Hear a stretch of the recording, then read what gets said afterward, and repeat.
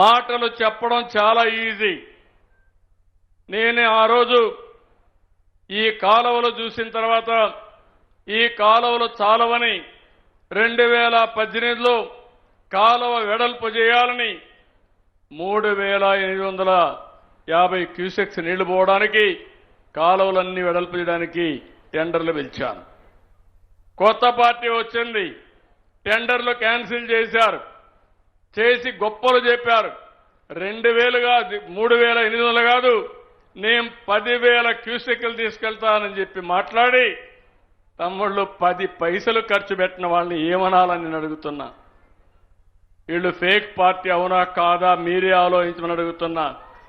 హంద్రీ నీవా పైన ₹1 పెట్టారా తమ్ముళ్ళు అని మిమ్మల్ని అడుగుతున్నా. కడాన మీరు ఒక్కసారి చూస్తే కుప్పంలో ఒక పెద్ద డ్రామా వేశారు.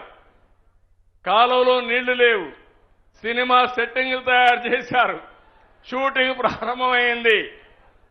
నీళ్లు వచ్చినట్టు ట్రాక్టర్లు తీసుకొచ్చి ట్యాంకర్లు తీసుకొచ్చి నీళ్లు వదిలిపెట్టి వీళ్ళు వెళ్ళంగానే నీళ్లు ఇంకిపోయినాయి. అలాంటి డ్రామాలు మీకు కావాలా అని మిమ్మల్ని అడుగుతున్నా. ఇంకా మనలో మార్పు రాలేదా నేను అడుగుతున్నా. అందుకే తమ్ముళ్ళు నేను ఒకటే చెప్తున్నా మీ అందరికీ. ఈరోజు నేను ఒకటే ఆలోచించాను.